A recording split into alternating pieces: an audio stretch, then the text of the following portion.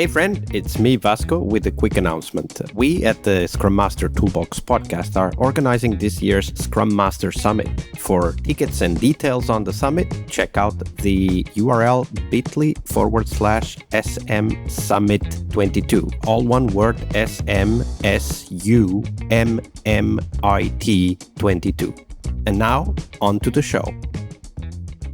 Hello, everybody. Welcome to one more week of the Scrum Master Toolbox podcast. This week, joining us from South Africa is Bevan Williams. Hi, Bevan. Welcome to the show. Hi, Vasco. Thank you so much for having me.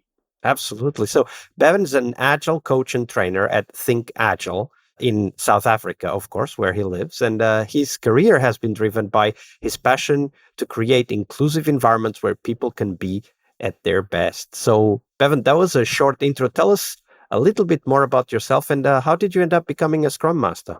Sure, thank you. I started off initially as very deep in tech, so a software engineer, and I became a Scrum Master purely out of frustration. So, what frustration? Tell us a bit more about that.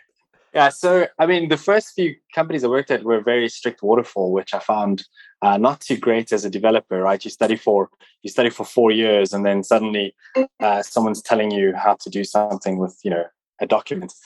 And then I learned a bit of extreme programming, and then I went to a new company, and they introduced Scrum, and it sounded amazing. And I read up on it, and I thought this sounds great.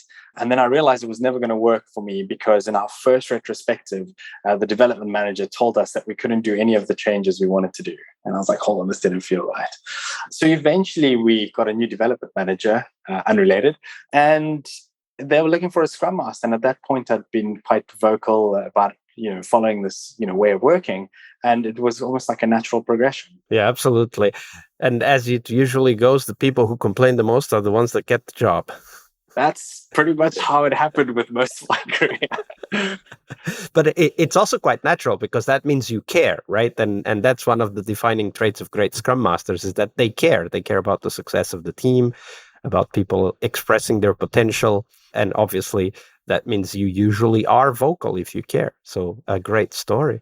Of course, today's Monday, so we talk about a failure story. And we don't talk about it because we like failure. We just talk about it because, of course, it's a personal story. It's something you went through and kind of informed how you became, right? Like it's a learning experience. That's why we want to dig into that. So tell us that story and, start from the beginning and walk us through the steps that led to that realization that something was going wrong. I think the first one that normally comes to mind with this is at some stage, I'd been complaining quite a lot about the fact that our company needed a mobile product. So they made me, the title was head of mobile. It was this combination, account manager, products manager, development manager, operations manager. So, running an office as well. And at that time, I was still very excited about, at this point, very excited about Scrum. And at that stage, I was playing a dual manager and Scrum Master hat. And at the time, I thought, hey, this is really great. When I had only influence and no authority, I had to be, very inclusive, and I could just tell people what to do. And for me, to this day, it's the most important lesson. It's one that I remember all the time. I started telling people what to do, and I didn't realize that people were following me because I was a person of authority. I had a manager title behind me. I was determining people's salaries and increases, and I just was ignorant of that at the time. Even at some stage, wearing a bit of this product owner hat, again, I realized I was stepping less out of facilitation and just kind of telling people what to do. And what that meant is that the team almost sat still, waiting for direction, for me to tell them to do something. Any kind of self-improvement, even though I was telling them to self-improve, they weren't doing it because they felt like they needed permission. And I can't remember exactly what triggered it. I'd had a few conversations with team members in a one-on-one, and someone kind of mentioned something that kind of raised my awareness of the fact that this wasn't working. Didn't feel like the Scrum I'd experienced as a Scrum Master. This didn't feel like what it would be like to be a manager.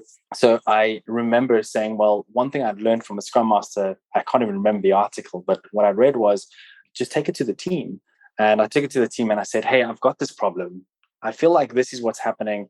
What could it be? And the team came up with a suggestion to say, well, why don't we split those roles? Why don't I take on the Scrum Master role, one of the team members? And I said, yeah, let's do that.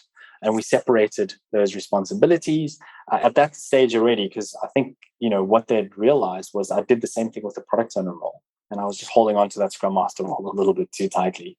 And that worked quite well. So realizing that, we wear different hats. There's a split for a reason. And as a Scrum Master, you have to be aware of how you're being perceived as much as, your intentions are there as well. It's like two parts of that communication thing. So that was a big learning for me. Yeah, absolutely. And one that I want to explore a little bit further, because of course you talked about how at some point you had that conversation and you took it to the team as you described, which is something we talk a lot about here on the podcast. But before that, certainly you must have seen some behavior, some patterns that were emerging in the team, some things that, kept coming back up. Like you mentioned one, which was the team was expecting you to tell them what to do, even if what you asked them to do was to improve, right? Like, improve how? Tell us how, right? So that was one. But what were the other signs, the other behaviors we can look for to know if something like this is going on with our own lives? So where I am right now, being able to advise others and work with other Scrum Masters, and when this question comes up, I was like, the number one sign that stood out for me was my own burnout. I felt like I had no time to do anything. I was juggling. And it's a bit of an adrenaline rush, right? So when you're the person that's solving all the problems, like, it feels good.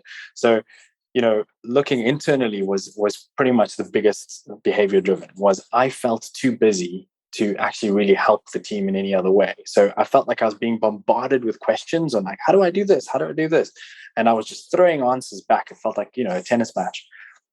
One that I was doing very poorly at the time. So that was the biggest behavior that I could see differently in hindsight, and saying, like, if you as a Scrum Master feeling burnt out, if you feel like you don't have time to have these conversations with people and, really plan your facilitation properly, you're probably doing too much. And that's kind of your point to reflect, to say, well, how can I share this with the rest of the team, and how can they take over some of this as well? Some of the other behaviors that I guess I saw was, when you look at the traditional kind of metrics that people looked at. So back then, very much into the Jira and into those charts, you realize things are flattening out. And when you ask it to the team, they're like, oh, we were waiting for you to answer this. So filled up inbox was a big one. A lot of things kind of assigned with your name on it. Yeah, those were some of them. Yeah, absolutely. Those are two important ones, right? Like the one, are you running out of time to do the things you really think are important but don't have time to, or are all the tickets assigned to you? It's time to step back and allow the team to take over.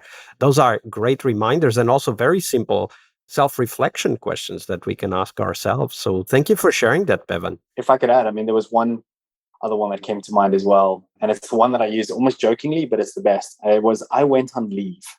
I actually took some vacation and I had no contact. And I came back and things had absolutely fallen apart. The whole process had collapsed. Nothing was updated. It looked to external stakeholders that the team had done no work while I was away, and naturally that wasn't the case.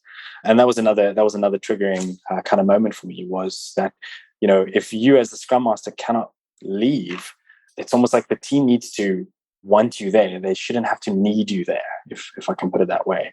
So they should be self-sufficient. So it was a really good sign for me to go, well, if I can step away for a day and the process that the team has created continues, then I know that I'm no longer that bottleneck. Absolutely. Another great sign. Thank you for sharing that, Bevan. Cool. Hey friends, it's Vasco again, now with a bit longer announcement. I'm part of the team that is behind the Global Scrum Master Summit, the conference dedicated to the Scrum Master role. If you're a Scrum Master, the Scrum Master Summit is a place to learn, to share, and of course to meet new friends. We will have lots of live sessions where you can meet and network with other Scrum Masters from the whole globe. So make sure you check it at bit.ly/SM Summit 22. We have several amazing keynotes and 7 tracks that feature people like you and of course thought leaders sharing their insights, their knowledge, and helping you become an awesome Scrum Master. You can check out all of the details of the summit, including the keynotes announced, the track chairs, and much more at bit.ly/SM Summit 22. That's all one word. That's bit.ly/SM SUMMIT and the numeral 22. I'll see you on the conference floor.